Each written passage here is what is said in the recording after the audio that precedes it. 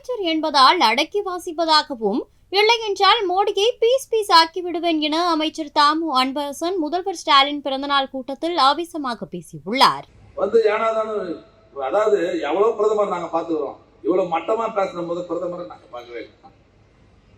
ஓய்ச்சிருவாரு, ஓய்ச்சிருவியா? Napoleon சொன்னார, கொஞ்சம் சொல்றது கேட்டுக்கா. இந்த திமுக வந்து சாதாரணமான இயக்கம், பல பேர் உயிர் தியாகம் செய்து வளர்க்கப்பட்ட இயக்கம், ரத்தத்தை சிந்தி வளர்த்த இயக்கம் இந்த திமுக.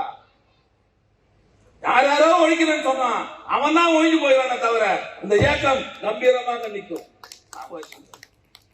வேற எங்கன்னா போய் பாரு. நான் அமைச்சர் கொஞ்சம் அடக்கி வாசிக்கிறேன், இல்லைன்னா பீஸ் ஆகிடுவேன். அதனால வந்து தேர்தலில் நீ பண்ண சாதனை வச்ச ஓட்டு கேட்டு, நீ என்ன பண்ண சாதனை தெரியாதா? 2.25 வருஷத்துல இதை விட வேற யாரும் சாதனை செய்த முடியுமா?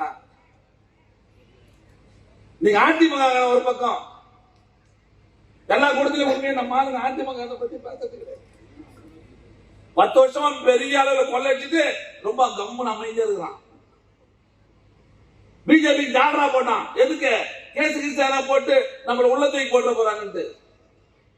இவ்வளவு நாளா ஜாலரா போட்டுட்டு இப்போ வந்து நாங்க கூட்டணியில இருந்து ஒதுக்கி இருக்கிறாரு மறைமுகமா. ஜனங்களை நம்புவாங்களா? நான் சொல்றேன் கேட்டுக்கோ. பிஜேபி தனியா நின்னாலும் சரி, அதிமுகவோட சேர்ந்து வந்தாலும் சரி, எவன் எவ்வளவு பெரிய கூட்டணியா இருக்கா, இந்த தேர்தலில் மிகப்பெரிய வெற்றியை பெறப்போகிறது திமுக. போன தேர்தலில் இந்த தொகுதியில் டிஆர் பாலு அவர்கள் 5.25 லட்சத்தை ஓட்டு ஜெயிச்சாரு. இந்த தேர்தல் நான் சொல்றேன் 6 லட்சம் ஓட்டுல நாங்க ஜெயிக்கிறோமா இல்ல?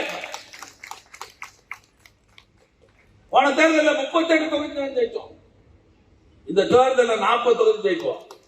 பாருங்க. செய்திகளை உள்ளது உள்ளபடி தெரிந்து கொள்ள ரெஃப்ளெக்ட் நியூஸை சப்ஸ்கிரைப் பண்ணுங்க.